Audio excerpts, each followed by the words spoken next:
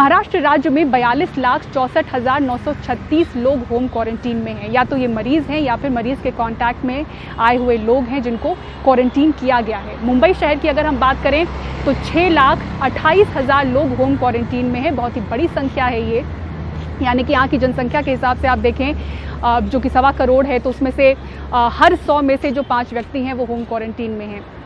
तो अब ये समझना ज़रूरी है कि क्या जो लोग होम क्वारंटीन में हैं उनकी हालत ठीक है या नहीं, क्या समय पर इनको दवा मिल पा रही है, क्या इन्हें भी ऑक्सीजन की ज़रूरत है। बिल्कुल, ये न सिर्फ मुंबई महाराष्ट्र से ये जानकारी है, बल्कि आप देखें देश भर से जहां लोग होम क्वारंटीन में हैं उनको बहुत ही बड़ी समस्या आ रही है कि उनके पास समय पर ऑक्सीजन नहीं पहुंच पा रहा है, समय पर उनको दवा नहीं मिल पा रही है और उनकी अचानक से हालत ख़राब हो रही है। और जब उन्हें अस्पताल में बेड चाहिए तो अस्पतालों में बेड नहीं है। तो होम क्वारंटीन में न सिर्फ वो लोग हैं जिनको हल्के लक्षण हैं, बल्कि ऐसे बहुत मजबूर मरीज़ हैं जो होम क्वारंटीन में हैं क्योंकि उनको अस्पताल में जगह नहीं मिल पा रही है। तो ऐसे समय में जो सरकारें हैं वो लगातार ऐलान तो कर रही हैं होम क्वारंटीन के लोगों के लिए कि उनके लिए नियम बनाए गए हैं, लेकिन क्या वो नियम अमल में लाए जा रहे हैं? क्या वाकई होम क्वारंटीन में लोगों को समय पर ऑक्सीजन या दवा मिल पा रही है? ये आप भी समझ सकते हैं। सोशल मीडिया पर अगर आप जाएं तो आपको ऐसे मदद के हज़ारों ट्वीट्स दिख जाएंगे क्योंकि उनके पास उपाय नहीं है। अगर वो क्वारंटीन में है तो वो बाहर निकल नहीं सकते हैं। मरीज़ बेहद ज़्यादा अगर बीमार है, सिवियर स्टेट में है, तो उनके जो परिजन हैं वो भी क्वारंटीन में हैं और वो लगातार सोशल मीडिया से गुहार लगा रहे हैं, या फिर जो उनके परिजन हैं, दोस्त हैं, वो बाहर जाकर ऑक्सीजन के लिए कतार में खड़े हो रहे हैं। तो आप ऐसे वक्त में जब हम किल्लत से गुजर रहे हैं, जहां ऑक्सीजन की कमी है, बेड की कमी है, कई ऐसी ज़रूरी दवाइयां जो शुरुआती तौर में ही मरीज़ को मिलनी चाहिए वो भी स्टॉक में नहीं है। रेमडेसिविर और टोसिलीजुमैब तो बात की बात है जो हम मॉडरेट टू सीवियर के लिए देखते हैं आगे, लेकिन जो शुरुआती तौर में हम इलाज के लिए दवाइयाँ देते हैं उनकी भी कमी बाज़ार में नज़र आ रही है।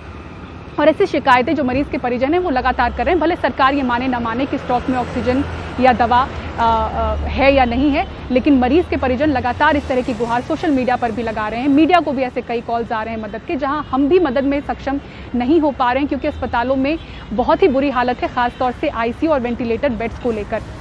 मुंबई शहर की अगर मैं बात करूं तो अभी कुछ समय पहले ही हमारी बात हुई थी मुंबई मेट्रोपॉलिटन रीजन के जो डेथ ऑडिट कमेटी के चेयरमैन हैं डॉक्टर अविनाश सुपे, उनका भी कहना था कि जो होम आइसोलेशन में लोग हैं, कई लोग जो अगर अब युवा मरीज़ देखें तो उनकी तरफ से लापरवाही भी बरती जा रही है कि वो समय पर इलाज नहीं करवा रहे हैं या दवा नहीं ले रहे हैं और अचानक से गंभीर होकर अस्पतालों में पहुंच रहे हैं।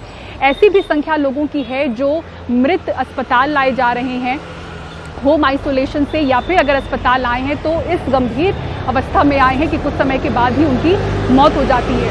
तो होम आइसोलेशन पे फोकस करने की जो कोशिश है वो बीएमसी भी कर रही है, इसलिए नए नियम यहाँ पर बीएमसी ने भी बनाए हैं कि जो मेडिकल टीम है बीएमसी की वो कोशिश करेगी कि हर लक्षण वाले मरीज़ के घर पर जाए, उनको देखे, उनको एग्जामिन करने के बाद ये तय करे कि उनको बेड देने की ज़रूरत है कि नहीं है और कौन सी बेड आईसीयू या वेंटिलेटर ये तय होगा। उसके बाद उनको अस्पताल में भर्ती किया जाएगा।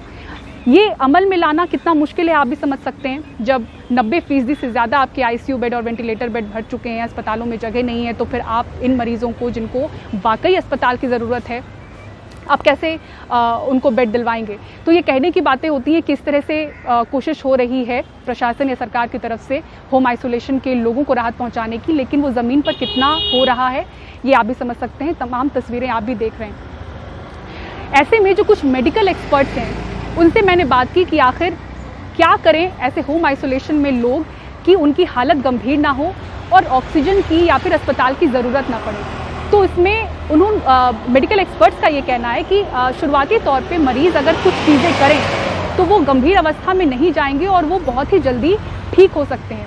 उसमें पहली चीज़ ये है कि अगर आप संक्रमित होते हैं, आपके पास जब रिपोर्ट आती है उसके कुछ ही घंटों के अंदर कोशिश करें कि 48 घंटे के अंदर आप अपना ब्लड टेस्ट करवाएं, जिससे ये पता चले कि आपकी बीमारी का स्टेटस क्या है, आपको ब्लड क्लॉट है कि नहीं।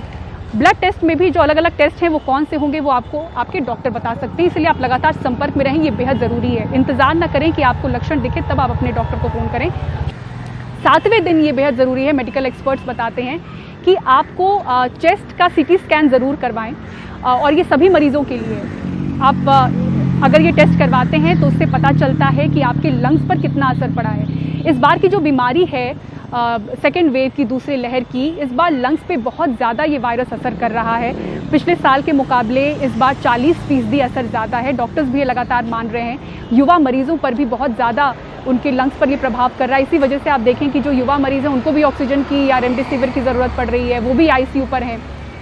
तो ऐसा होने से वो बच सकते हैं अगर वो समय पर टेस्ट करवाते हैं। अगर आप CT स्कैन कराते हैं तो आपको पता चल पाएगा कि आपके लंग्स में निमोनिया है कि नहीं, और अगर माइल्ड है तो उसका इलाज घर में रहकर ही हो सकता है। डॉक्टर्स ही आपको वो दवा बताएंगे और खुद से ये दवा नहीं लेनी है। वो कुछ स्टेरॉइड्स भी होते हैं जिनको डॉक्टर के संपर्क में रहते हुए आप ले सकते हैं और घर पर ही ठीक हो सकते हैं। लेकिन अगर निमोनिया आपका मॉडरेट से सिवियर कैटेगरी में है तो वहाँ पर आपको घर पर इलाज मुश्किल है, वहाँ पर आपको अस्पताल की ज़रूरत पड़ेगी। तो ऐसे में अगर आप कुछ टेस्ट शुरुआती तौर पे करवा लेते हैं तो समय पर आप समझ पाएंगे कि आपकी बीमारी कितनी ज़्यादा बढ़ी है या आपको अस्पताल की ज़रूरत है कि नहीं। क्योंकि यहाँ पर जो मेडिकल एक्सपर्ट्स हैं उनका कहना है कि कई ऐसे कंसल्टेशन में जो डॉक्टर्स संपर्क में हैं मरीज़ों के, होम आइसोलेशन में, उनसे पता चलता है कि मरीज़ बहुत ज़्यादा लक्षण के बाद अलर्ट मोड पर आता है और जब तक उनको अस्पताल की ज़रूरत पड़ती है तब तक वो इतनी देरी हो चुकी होती है, क्योंकि अस्पताल में बेड नहीं है। अगर हम उनके लिए एक ऑक्सीजन बेड ढूंढ रहे हैं और वक्त लग रहा है तब तक वो ICU पे जाने लायक होते हैं या फिर कुछ लोग वेंटिलेटर पर जाते हैं या कुछ लोगों की मौत हो रही है। तो ऐसे में आप अपनी बीमारी को गंभीर ना करें, ये आपके हाथ में भी है। कोशिश करें कि शुरुआत से ही आप अलर्ट मोड पर रहकर डॉक्टर से संपर्क में रहें। खासतौर से युवा मरीज़ जिनके बारे में शुरुआत से कहा जा रहा है कि लापरवाही के कारण भी उनकी जो बीमारी है ज़्यादा बढ़ जा रही है, तो आप दवा वक्त पर लें और लक्षण दिखने का इंतज़ार ज़्यादा ना करें। क्योंकि जो युवा मरीज़ हैं, आपको बता दूं कि जब तक उनका ऑक्सीजन लेवल 80% तक नहीं आता है, ऐसा एक्सपर्ट्स मानते हैं, तब तक उनको परेशानी ज़्यादा नहीं होती। यानी कि जो बुज़ुर्ग मरीज़ 90% तक के ऑक्सीजन लेवल पर परेशान और लक्षण ज़्यादा दिखते हैं, युवा मरीज़ों में 80% तक लक्षण ज़्यादा नहीं दिखते हैं। तो आप इंतज़ार ना करें कि आपका लंग्स इतना ज़्यादा अफेक्ट हो जाए कि आपका 80% से भी कम ऑक्सीजन चला जाए, क्योंकि 80% से कम का मतलब है कि आपको अस्पताल की ज़रूरत है। तो डॉक्टर से लगातार संपर्क में रहें ताकि ऑक्सीजन, अस्पताल की ज़रूरत ही ना हो ऐसे किल्लत में जहां लोग कोविड केयर सेंटर्स के और अस्पतालों के बाहर ही अपनी जान गंवा रहे हैं। मुंबई से पूजा भारद्वाज, NDTV इंडिया के।